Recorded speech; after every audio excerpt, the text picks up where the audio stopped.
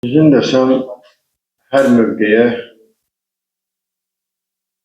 yəni ümumiyyətcə baxış keçiririk, hər mövqe üçün oyuncu götürmək istəyirik. Həm komandada oyuncu sayını daha da çoxaltmaq istəyirik, həm də ki, keyfiyyət daha da yaxşılaşdırmaq istəyirik. Qarşıda bir neçə ay vaxtımız olacaq. İndidən başlamışıq transferlər üçün baxışlara, amma görək neçə nəfər və neçə oyuncu və necə edə bilirik.